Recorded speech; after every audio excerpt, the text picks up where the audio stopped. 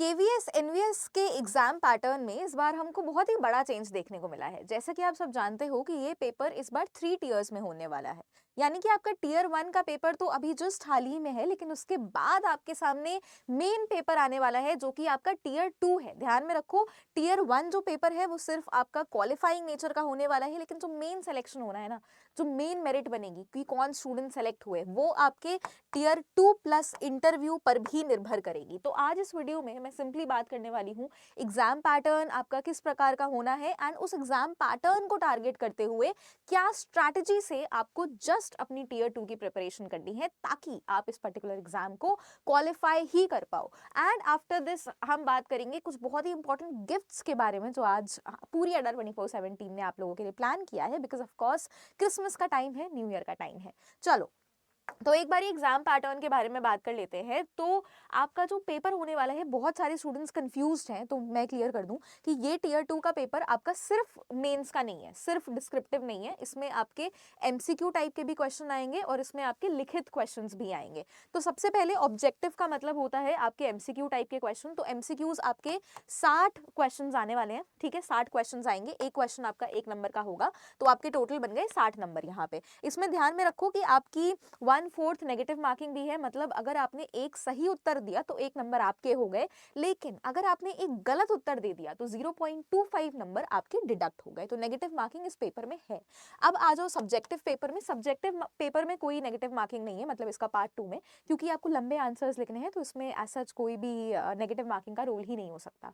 तो इसमें 10 क्वेश्चन आपके आएंगे, एक क्वेश्चन आपका 4 नंबर का होगा, टोटल हो गए आपके 40 नंबर। तो 60 + 40 मिला दो, 100 नंबर। ये आपका सीधा सीधा मैंने बता दिया एग्जाम पैटर्न हो गया आपका। ये पेपर 2.5 घंटे में होने वाला है। अब आपको अपनी स्ट्रैटेजी कैसे प्लान आउट करनी है, बिकॉज पहले क्या होता था कि हमारा जो टियर 2 का पेपर होता था, यानी कि जो डिस्क्रिप्टिव पेपर, सब्जेक्टिव पेपर होता था, वो सिर्फ असिस्टेंट प्रोफेसर के एग्जामिनेशंस में ही होता था, जो यूपीपीएससी, एमपीपीएससी, एचपीएससी वगैरह में। लेकिन अब recently he in teaching exams ने भी ये ट्रेंड फॉलो कर दिया है, जब हमको तब सब्जेक्टिव देखने को मिल रहा है। एंड मेरा तो स्पेसिफिकली हम गाइड करते हैं स्टूडेंट्स को assistant professor examination subjective paper के लिए। तो मैं आपको एग्जैक्टली गाइडेंस दे सकती हूँ कि आप किस तरीके से अपनी स्ट्रैटेजी फॉलो करो। तो सिंपल सी चीज़ है, स्टूडेंट्स क्या करते हैं, वो सोचते हैं कि एक बार हम पूरा सिलेबस कर लेते हैं, एक बार पूरा पढ़ लेते हैं, पूरा कंटेंट मेमोराइज कर लेते हैं, उसके बाद वो अपने आंसर राइटिंग प्रैक्टिस की ओर आगे बढ़ते हैं। मतलब उसके बाद वो कॉपी पेन लेके बैठते हैं कि चलो अब हम आंसर राइटिंग करते हैं। इनफैक्ट बहुत सारे स्टूडेंट्स ऐसे होते हैं जो आंसर प्रैक्टिस करते ही नहीं है लिख के।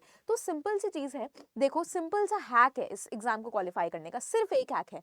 हैक ये है कि आपको आंसर राइटिंग प्रैक्टिस करनी है। मतलब जैसे स्कूल्स में होता था ना, कॉलेजेस में आप लोगों ने एग्जाम्स में आंसर्स लिखे होंगे। आप जो भी टॉपिक प्रिपेयर करो, आपका जो भी कोई सब्जेक्ट है, मान के चलो आपने एक टॉपिक प्रिपेयर किया अपने कंसर्न सब्जेक्ट से, फिर उसका एक क्वेश्चन निकालो। उस क्वेश्चन को आप खुद अपना कॉपी पेन लेके बैठिए, अपना टाइम मैनेज करो, because speed plays a very very major role यहाँ पे। तो आप कॉपी पेन लेके बैठो एंड आपको उस आंसर को उसके बाद लिखना है। बिकॉज देखो कई बार ऐसा होता है कि आपके पास नॉलेज है, हमेशा इस बात को समझना that there can be 2 students. एक स्टूडेंट के पास बहुत ज़्यादा नॉलेज होगी, बहुत ज़्यादा उसके पास कंटेंट होगा, लेकिन उसके में आंसर लिखने की स्किल नहीं होगी। ठीक है, वो उसको दिमाग में आ रही होंगी चीज़ें, बट वो लिख नहीं पा रहा होगा। एक स्टूडेंट ऐसा होता है जिसके पास कंटेंट भले ही थोड़ा कम हो, जिसके पास भले ही थोड़ा उसने कम पढ़ रखा हो, लेकिन उसके पास स्किल होती है आंसर्स लिखने की। ठीक है, तो ये आंसर्स लिखने की जो स्किल है वो आपको डेवलप करनी है। And to be very honest, ये स्किल आप लास्ट के 4 दिन में या लास्ट के 6 दिन में डेवलप नहीं कर पाओगे। तो ये जो आंसर राइटिंग स्किल है वो आपको अभी से बिल्ड करनी है। सीधी सी बात है, आप अपने सिलेबस को केटर कर रहे हो, एक टॉपिक को केटर कर रहे हो, जस्ट उस टॉपिक को करने के बाद एक क्वेश्चन उठाओ, एक क्वेश्चन खुद को दे दो, एक क्वेश्चन, एंड उसको आंसर को लिखिए आप 1 पेज में, 2 पेज में। आपको खुद रियलाइज होगा कि आप क्या मिस्टेक्स कर रहे हो। कई बार ऐसा होता है स्टूडेंट्स ग्रामेटिकली मिस्टेक करते हैं, कई बार स्टूडेंट्स ऐसा होता है वो स्ट्रक्चर नहीं बना पाते। होता है ना कि स्कूल में हम निबंध लिखा करते थे, तो आपको किस तरीके से इंट्रोडक्शन, बॉडी, कंक्लूजन, इन सभी चीज़ों पे ध्यान देना है। बिकॉज मैं सही बता रही हूँ, एमसीक्यूज आप सब कर लोगे, जो मेन सिलेक्शन होगा ना आपका, वो सब्जेक्टिव पेपर पर ही निर्भर करेगा, सब्जेक्टिव पार्ट पे। बिकॉज स्टूडेंट्स को आता होता है एमसीक्यूज, स्टिल लाइक आपने पढ़ा है, आपका मेमोरी क्लिक हो जाती है कि हाँ ये तो मैंने पढ़ा था, ये तो मुझे आता है, और वो सही हो जाता है। बट सब्जेक्टिव में ऐसा नहीं है, आपको चीज़ें आती होंगी येट आप लिख नहीं पाओगे। तो उस लिखने के लिए, उस स्किल को डेवलप करने के लिए आपको अभी से ही क्या करना है, अपने आंसर्स को लिखना शुरू कर देना है, अपने कंटेंट कंटेंट में बहुत ज़्यादा काम करना है। क्यों? क्योंकि ऑफ कोर्स अगर आप पढ़ोगे नहीं तो फिर आप लिखोगे कैसे? क्या लिखोगे आप? ठीक है? तो किस तरीके से आपको लिखना है, आपको चीज़ों को रिपीट नहीं करना। होता है ना कुछ स्टूडेंट्स ऐसे होते हैं जो रिपीट करते हैं चीज़ों को, बार-बार रिपीट कर रहे हैं, ग्रामेटिकली बहुत मिस्टेक्स कर रहे हैं, उनका आंसर एक प्रॉपर स्ट्रक्चर को फॉलो नहीं कर रहा, कहीं से भी आंसर शुरू कर दिया। तो ये सब चीज़ें बहुत वेग होती हैं एंड ये सब चीज़ें एग्जामिनर को तुरंत एक नेगेटिव इंप्रेशन बना देता है। तो इन सब चीज़ों को आपको ध्यान रखना है, आंसर राइटिंग स्किल डेवलप करनी है और ये स्किल आप सेल्फ स्टडी से भी कर सकते हो या सिंपल ईजी सा स्ट्रैटेजी है, आप हमारे साथ एनरोल होकर भी कर सकते हो, जहाँ पे जो टीचर्स हैं, जहाँ पे जो फैकल्टीज़ हैं, वो पर्सनली आपका एक-एक आंसर को एसेस करेंगे, एक-एक आंसर को इवैल्यूएट करने वाले हैं, चेक करने वाले हैं कि आप किस तरीके से अपने आंसर को लिख रहे हो, क्या मिस्टेक्स आप कर रहे हो, कैसे अवॉइड करो, बिकॉज़ मेन मैं सही बता रही हूँ आपको आंसर राइटिंग इवैल्यूएशन ही मेन चीज़ है। तो अभी हमारी सेल भी लाइव है, किस तरीके से आप एनरोल हो सकते हो बहुत सारे फ्री गिफ्ट्स के साथ, वो मैं आप लोगों को बता देती हूँ। लेकिन आई होप अगर आप सेल्फ स्टडी भी कर रहे हो तो एक चीज़ तो क्लियर हो गई होगी अब तक माइंड में कि मुझे आंसर ज़रूर लिखने हैं। भले ही आप एक दिन में एक आंसर का लिखने का टारगेट बनाओ, but please start writing. Writing will eventually guarantee your selection. तो ये कुछ आप लोगों के लिए गिफ्ट्स हैं क्योंकि क्रिसमस का त्यौहार है, क्रिसमस गिफ्ट्स के बिना अधूरा है। तो ये कुछ फ्री गिफ्ट्स हैं आप लोगों के लिए जो आप लोगों को कुछ बैचेस में मिलेंगे। अब जैसे ये आपका मेमोरी मास्टर बैच है। अब मैं आपको बता देती हूँ मेमोरी मास्टर बैच का कॉन्सेप्ट क्या है।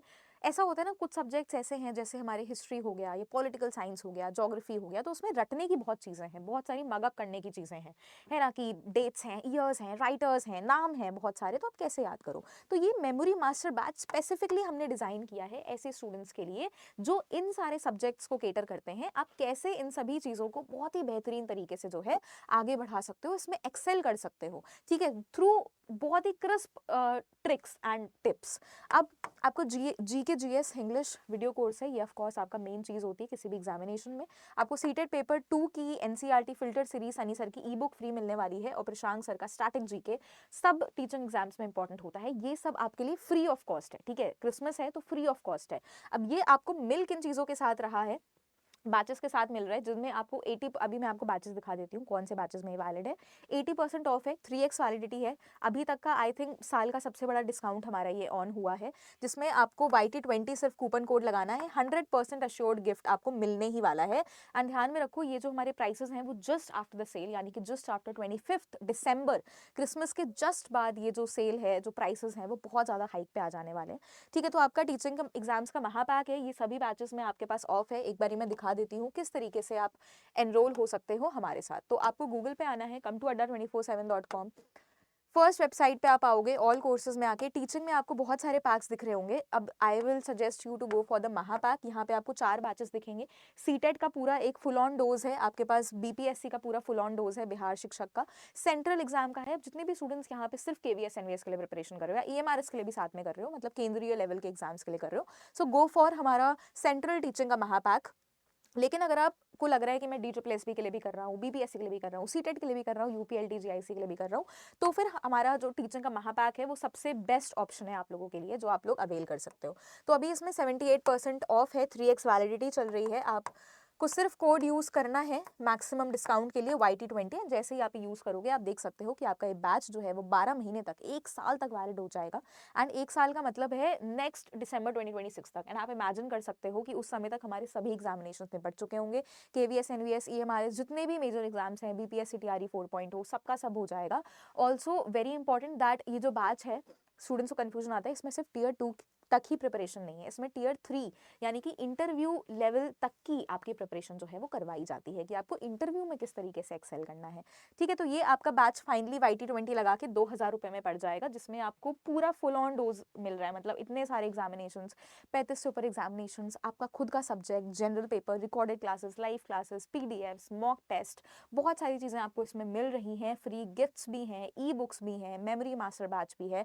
तो इस सेल का, इस ऑफर का आप लोग लाभ उठाओ, बिकॉज हमारे जो प्राइसेस हैं वो बहुत ही जल्दी बढ़ने वाले हैं। तो आज के लिए इतना ही। बाकी केवीएस एनवीएस के लिए जितने भी स्टूडेंट्स प्रिपरेशन कर रहे हो, मैं एंड यही बोल के करूँगी कि प्लीज़ आंसर राइटिंग, भले ही आप सेल्फ स्टडी कर रहे हो, आंसर राइटिंग करो, खुद को इवैल्यूएट करो कहाँ गलत कर रहे हो। आपको खुद जब आप पहला आंसर लिखोगे और जब आप अपना 20वां आंसर लिखोगे तो खुद आपको वो डिफरेंस पता लगेगा, ठीक है। So thank you so much everyone, all the very very best.